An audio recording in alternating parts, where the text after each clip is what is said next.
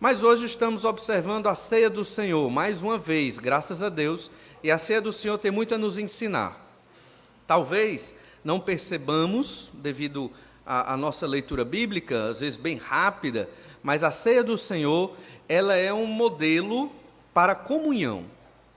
É muito comum o ser humano, ele querer ter comunhão, amizade, com pessoas que ele gosta. Isso é normal.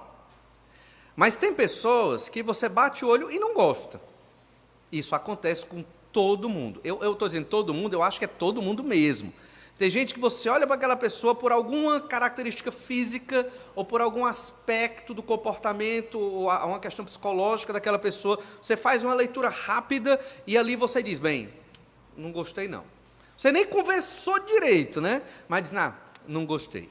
Isso é comum da nossa natureza de pecado. Fazermos essa leitura, eu não estou dizendo que é certo, eu estou dizendo que é comum, é diferente, certo? Mas a ceia do Senhor vai nos mostrar como um protótipo do que tem que ser a igreja, um embrião do que tem que ser a igreja, porque na igreja nós esperamos a mesma coisa. Às vezes, quando cremos no Senhor Jesus Cristo e chegamos na igreja, esperamos que a igreja seja o céu na terra, onde eu vou encontrar pessoas que vão me ajudar em todos os aspectos da minha vida, onde eu vou encontrar pessoas assim maravilhosas e pessoas que eu vou assim ter uma grande empatia e que eu vou admirar muito e que vai ser maravilhoso e aquela coisa toda, e nutrimos essas questões na nossa mente. Mas você não vê isso na Bíblia.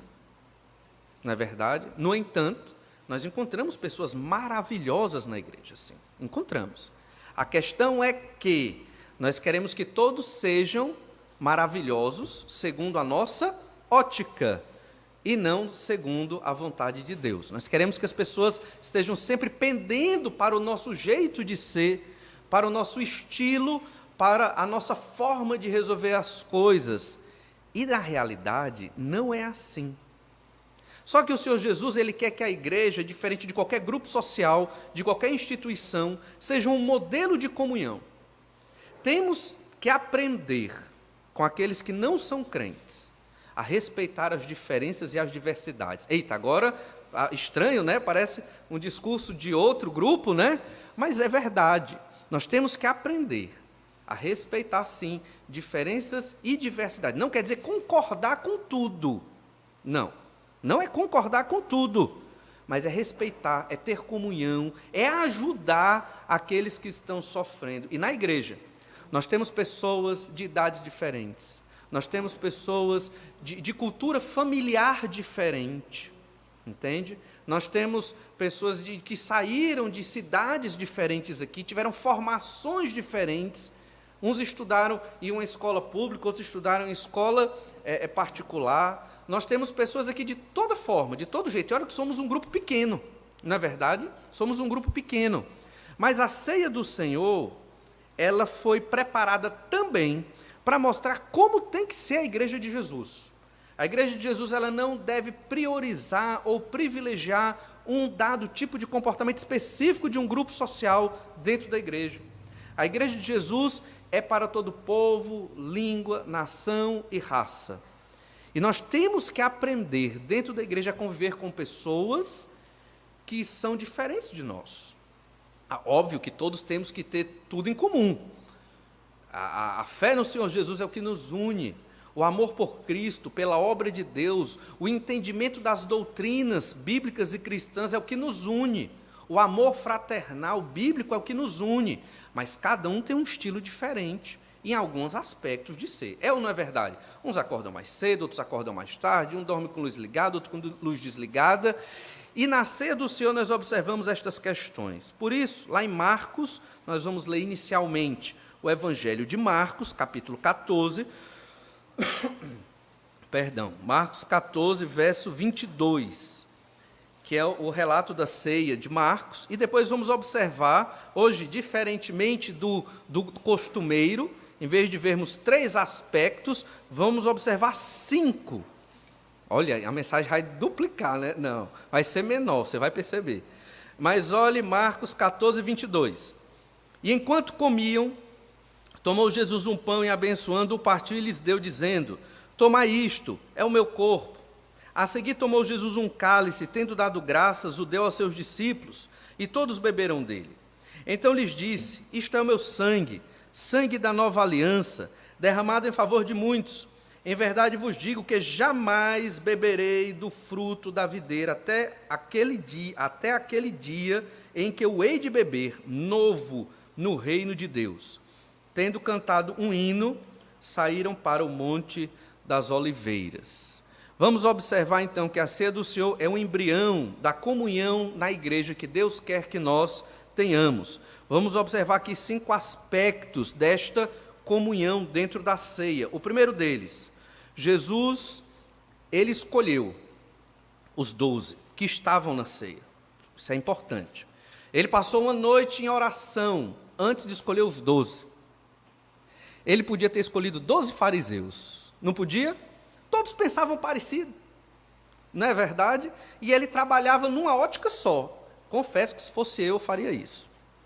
Eu, pecador, Valnei, né? Eu escolheria 12 fariseus, já conheci muito da lei, eu só tentaria moldá-los ali para poder eles não seguirem a lei de modo hipócrita. Mas Jesus não fez isso, porque senão ficaria aquela ideia de que a igreja deve ser composta por fariseus. Mas não, a igreja não é só para os fariseus, a igreja é para todos os estilos. Lá em Mateus 10, verso 2, nós vamos observar como Jesus reuniu inimigos políticos. É o primeiro aspecto. Jesus reuniu inimigos políticos na igreja. Mateus 10, verso 2. Ora, os nomes dos 12 apóstolos são estes. Primeiro, Simão, por sobrenome Pedro, e André, seu irmão. Mateus 10, verso 2. Agora, ainda no verso 2. Tiago, filho de Zebedeu, e João, seu irmão. Verso 3, Filipe e Bartolomeu, Tomé e Mateus, o publicano, Tiago, filho de Alfeu, e Tadeu, seu irmão, Simão, o Zelote, e Judas Iscariotes, que foi quem o traiu. Inimigos políticos que Jesus uniu aqui. Primeiro, Mateus, um publicano. Os publicani, eles eram traidores do seu povo judeu. Não havia publicano só na Judeia, toda a província tinha um publicano. Os romanos chegavam, chamavam alguns cidadãos daquela província e davam a função de ser um cobrador de impostos. E ele cobrava os impostos romanos do seu próprio povo. E, às vezes, até cobrava, geralmente, a mais, para poder enriquecer ilicitamente. O publicano, ele era, politicamente falando, adepto de Roma. Ele traiu o seu povo, no caso aqui o povo judeu, e ele se torna defensor do Império Romano. Ele escolheu uma postura política, mas Jesus chama um publicano. Na coletoria dos impostos, Mateus, que escreveu o Evangelho de Mateus. Mas aqui na lista dos apóstolos você tem um Simão, não o que traiu, mas você tem Simão, o Zelote. Tem livros hoje, escritos por autores seculares, não são cristãos, genuínos, que apresentam Jesus como um zelote. O zelote, ele seria o revolucionário da época. O zelote era aquele judeu que queria a independência do povo judeu do domínio do Império Romano. E ali Jesus escolheu para ser também parte dos 12, um zelote. Era um partido, na época, revolucionário, lutava contra Roma. Mateus, cobrador de impostos. Simão, odiava o cobrador de impostos. Provavelmente se converteram, sim, participando da ceia do Senhor aqui, obviamente, mas eles ainda tinham nas suas mentes muito daquilo que eles viveram e lutavam e defendiam. Imagine como terá sido a relação entre um publicano e um zelote. Zelotes matavam publicanos. Jesus reuniu inimigos políticos, ele escolheu. Mas também o segundo aspecto é que Jesus reuniu amigos interesseiros. Esperava-se que dentro dos apóstolos haviam pessoas altruístas, pessoas que estavam se preocupando uns com os outros. Espera-se que na igreja seja assim também. Mas Jesus, propositadamente, em oração, escolheu pessoas interesseiras, que pensavam só em si. Nós temos aqui Tiago, filho de Zebedeu, e João, seu irmão, empresários. Haviam pescadores, havia empresários que tinham praticamente um negócio de pesca. Era o caso de Tiago e João, e eram 2 irmãos bem brabos, né? 2 irmãos bem agitados. Estes dois irmãos estavam interessados numa posição social e numa posição política, por isso que ficaram mais próximos do Senhor Jesus, pelo menos no início, eles tinham esse interesse. Nós observamos isso em Lucas, capítulo 22, verso 24. Olha o que acontece aqui, Lucas 22, 24. Suscitaram também entre si uma discussão sobre qual deles parecia ser o maior. Qual deles é o maior? Isso os 12 apóstolos. Mas Jesus lhes disse: os reis dos povos dominam sobre eles, e os exercem autoridade são chamados benfeitores, e os que exercem autoridade são chamados benfeitores. Mas vós não sois assim, pelo contrário, o maior entre vós seja como o menor. Na ótica de Cristo, ensinando aos 12, não tem maior nem menor. O maior é igual ao menor, não tem essa distinção, quem é o maior dos 12 apóstolos. Verso 26, mas vós sois assim, pelo contrário, o maior entre vós seja como o menor, e aquele que dirige seja como o que serve. 27, pois qual é maior, quem está à mesa ou quem serve? Porventura não é quem está à mesa, pois no meio de vós eu sou quem serve. Então, os cristãos, eles têm que entender isso. O maior é quem está no conselho, geral da igreja? Não. O maior é quem serve. Se o conselho serve, amém. Se cada irmão aqui serve, amém. Diante do Senhor Jesus, esse é o maior. Verso 28, vós sois os que tendes permanecido comigo nas minhas tentações. Assim como meu Pai me confiou um reino, eu vos-lo confio, para que comais e bebais a minha mesa no meu reino. Vós e vos assentareis em tronos para julgar as 12 tribos de Israel.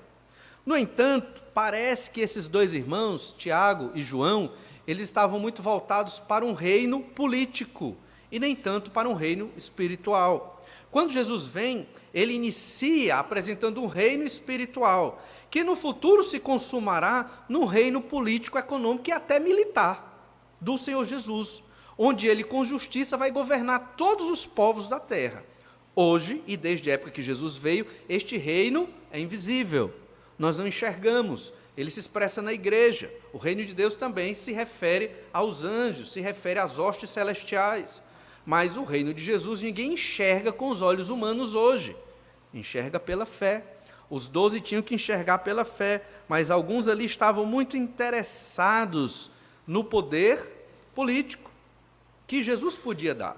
Realmente, no Antigo Testamento, apresenta o Messias não somente como o Salvador, o servo sofredor, mas apresenta o Messias, o que viria, o Filho de Deus, como um líder, um rei guerreiro, que viria implantar o governo de Deus na terra, literalmente. Existem muitas profecias no Antigo Testamento sobre isso. Eles olharam mais para estas profecias e esqueceram outros aspectos. E então é uma forma de ler a Bíblia para beneficiar aquilo que você está mais interessado. Estes irmãos provavelmente estavam com essa ótica. Olha Marcos 10, 35. Então se aproximaram dele Tiago e João. Marcos 10, 35. Se aproximaram dele, de Jesus, Tiago e João, filhos de Zebedeu, dizendo-lhe, Marcos 10, 35 ainda, Mestre, queremos que nos concedas o que te vamos pedir. E ele lhes perguntou, que quereis que vos faça? Responderam-lhe, permite-nos que na tua glória nos assentemos um à tua direita e outro à tua esquerda. E no 41, ouvindo isto, indignaram-se os 10 contra Tiago e João. Então houve um clima de desacordo aqui entre os apóstolos, porque 2 queriam a primazia, e nem era Pedro, olha aí, porque Pedro falava muito, se amostrava muito e errava muito, mas não era Pedro que queria, pelo menos nesse momento, era Tiago e João, que eram empresários, que queriam, que já tinham a ideia do lucro, aquela coisa toda, cuidavam, tinham os barcos de pesca e os seus, digamos assim, funcionários. Queremos um destaque aqui, afinal de contas, tem publicano, tem zelote, tem pescador, ou seja, nós somos aqui talvez os que mais se destacam, então temos que ter lugares melhores nesse governo do Senhor Jesus Cristo. Jesus propositadamente escolheu esses 2 homens, escolheu-os homens, amigos, mas irmãos de sangue, mas que estavam ali provavelmente por interesses. talvez até interesse financeiro e político, mas Jesus os escolheu. Veja também um outro aspecto, é que Jesus reuniu falsos amigos. Já pensou? Vamos juntar pessoas aqui para servir na igreja do Senhor Jesus, e eu vou escolher falsos amigos? Pois Jesus, em oração, escolheu falsos amigos também. Olha Lucas, capítulo 22, verso 31. Se isso não é um falso amigo, aí você me corrige. Mas olha Lucas 22, 31. Simão, Simão, eis que Satanás vos reclamou para vos peneirar, como trigo. Aqui é a ideia que Satanás queria provar, purificar Pedro, tentá-lo, provavelmente para derrubá-lo. Verso 32. Eu, porém, roguei por ti, para que a tua fé não desfaleça. Tu, pois, quando te converteres, fortalece os teus irmãos. Alguns acham até que Pedro não estava muito firme na fé, provavelmente não estava, e que ele só não caiu porque Jesus intercedeu por ele. Só abrindo um parêntese para refletir sobre essa verdade, quantas vezes, a gente não sabe, mas imagina, quantas vezes Jesus intercedeu por mim ou por você, para que nós não caíssemos da fé? Nem sabemos. Às vezes nos arrogamos de que somos firmes na fé. Irmão, quantas vezes é possível que Jesus, ele tenha intercedido ao Pai, nos protegendo de Satanás, para que Satanás não nos derrubasse? Somos muito frágeis.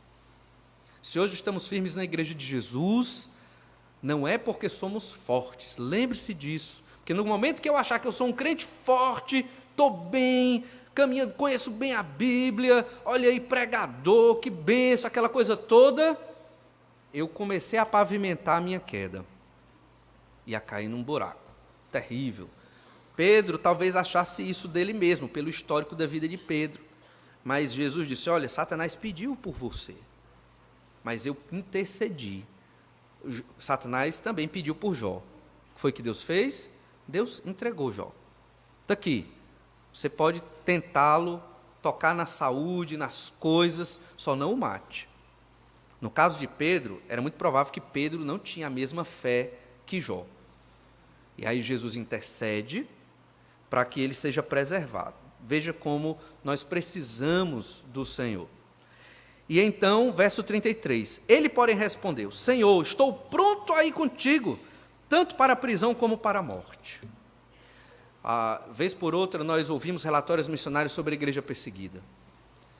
E sempre dá vontade, eu queria ir para esse país, eu pensando comigo mesmo, né? Eu queria ir para esse país, queria pregar o evangelho lá e tudo, mas eu me lembro desse texto.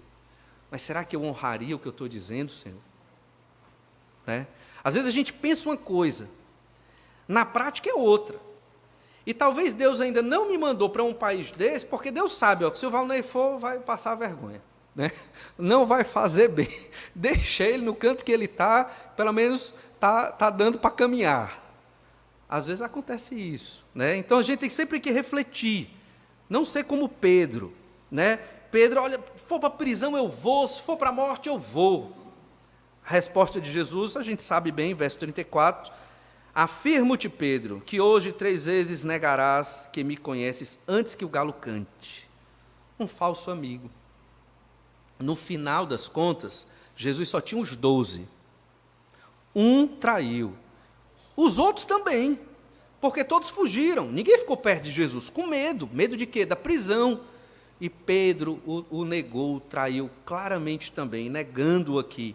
Jesus chamou amigos que não o apoiaram quando ele mais precisou. E poderíamos destacar aqui um texto muito conhecido, quando Jesus diz, olha, Senhor, estou só, né? Mas não estou. Depois Jesus retrata, porque o Pai está comigo. E em muitos momentos na vida cristã, na adolescência, eu passei, acho que muitos aqui talvez tenham passado também, você procura um amigo crente, para você se aconselhar e estar perto, e você não encontra. Só descrente, só filho das trevas, que só tem conselho ruim. E aí você fica naquela, e agora, Senhor? Eu fico só, ou eu procuro os filhos das trevas? Adolescente precisa de grupo, né? Precisa estar junto. E agora?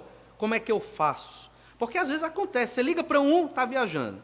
Liga para outro, está doente. Liga para outro, não consegue, não atende o telefone. Você procura vários dos irmãos da igreja, você não encontra um. Aí você se sente abandonado. É isso que o maligno quer, que você se sinta abandonado. Mas olha, você não está abandonado.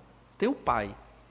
Se os seus próprios irmãos de fé não estiverem presentes por um motivo ou outro, até por negligência, você não está abandonado. Você tem o Pai. E não há razão para você fraquejar na fé. O Senhor Jesus, na ceia, chamou Pedro, mesmo depois desse evento aqui, para estar com ele. Na verdade, esse evento foi um pouco depois da ceia, mas para estar com ele aqui, junto. E o honrou ali na ceia do Senhor.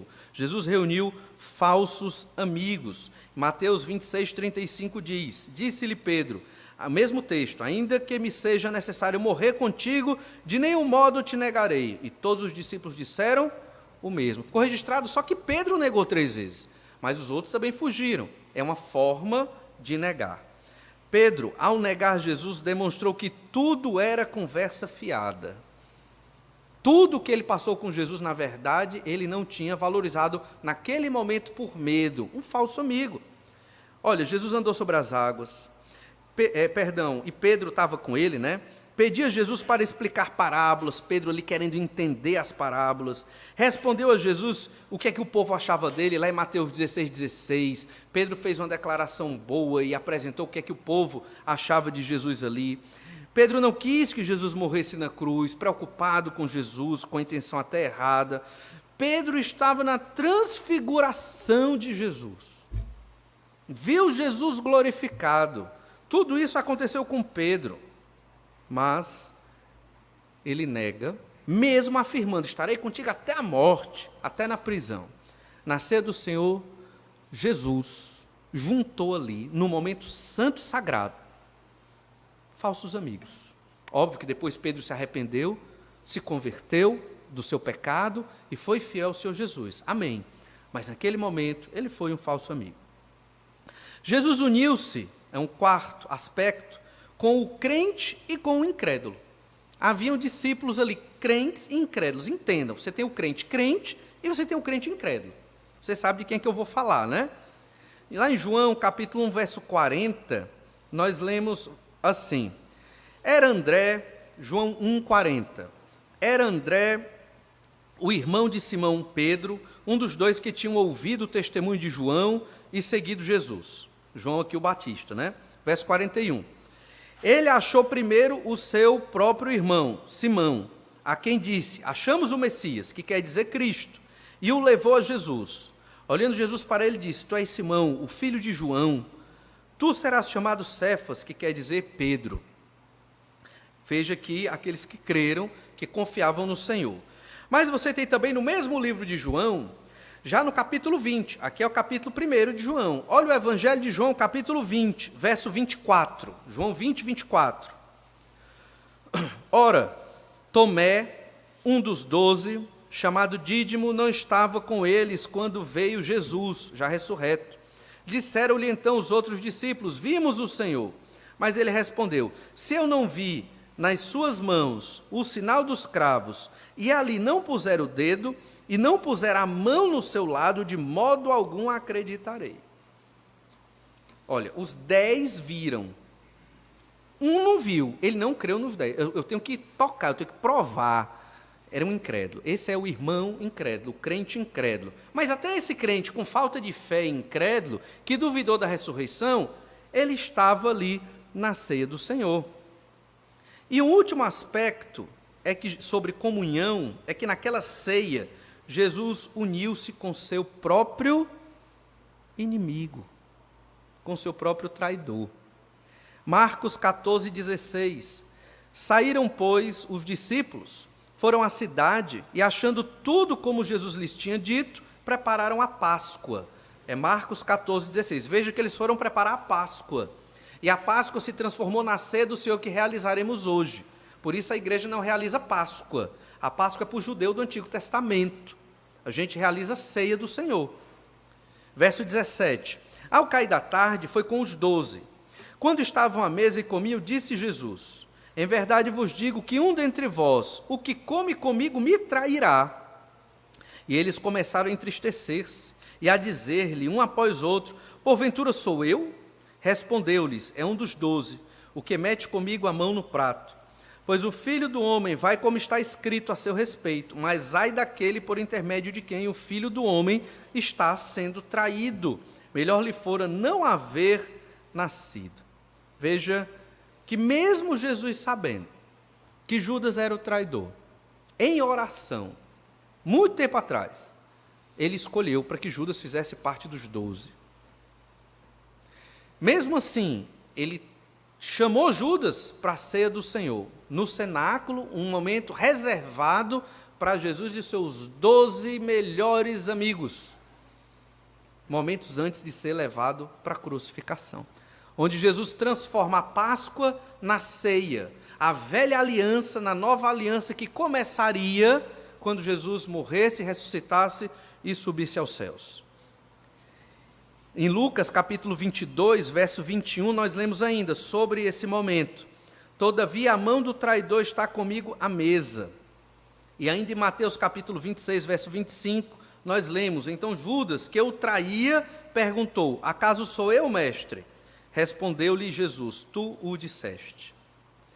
A ceia do Senhor é o embrião da comunhão na igreja. Jesus está dizendo aqui, de uma maneira muito clara, através da escolha dos 12 apóstolos, que ele confiou o ministério de fundamentar a base da igreja, que a igreja está nas mãos de Deus, não nas nossas. No dia que um líder dessa igreja decepcionar, você não deve se abalar na sua fé, porque esta igreja está nas mãos de Deus. O crente ele permanece firme na igreja do Senhor Jesus por causa da pregação do Evangelho e por causa de quem pregou o Evangelho, que é o próprio Senhor. Que é o próprio Senhor. Os líderes da igreja aqui, todos pecadores, todos com problemas, todos com dificuldades, todos com entraves para poder se relacionar bem. Então, na igreja do Senhor Jesus, não espere que todos sejam como você. Falem ou muito ou pouco, ou rápido ou devagar.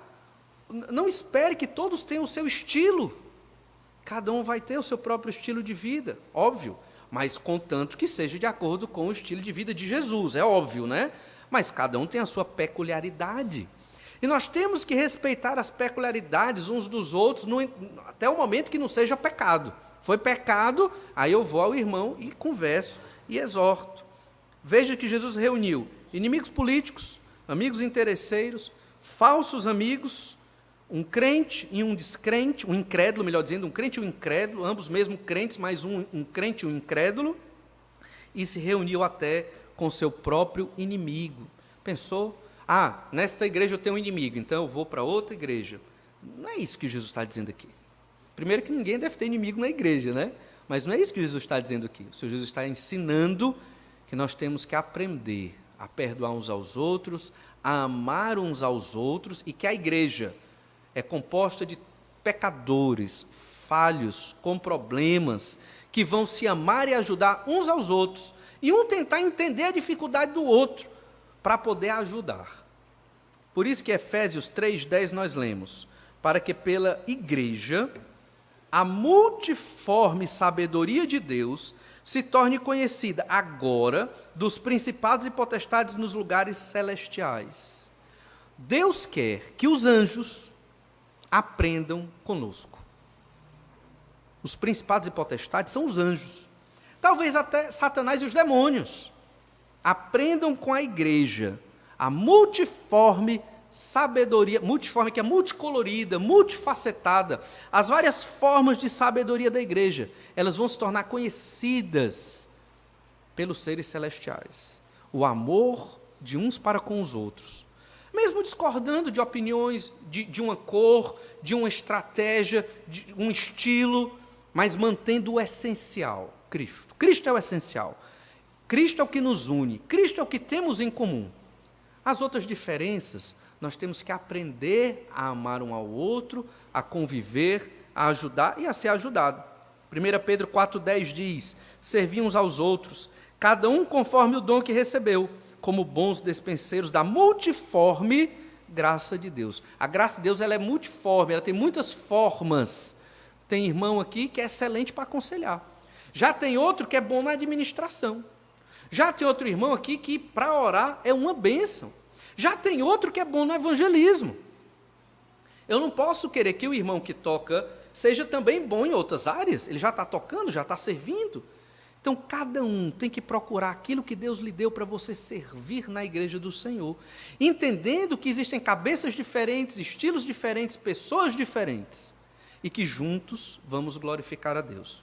Lembre-se, Jesus podia ter escolhido pessoas para ser a base da igreja, os apóstolos, todos parecidos, todos do mesmo partido político-religioso da época, todos talvez do mesmo estilo de vida, todos pescadores, ou sei lá, todos agricultores, seria talvez até mais fácil. Mas Jesus não queria o fácil, Jesus queria o correto. Esse é o correto para a igreja de Jesus, que nos amemos, apesar das nossas diferenças, e a ceia do Senhor apresenta exatamente isso. Vamos orar, pedir que o Senhor nos abençoe.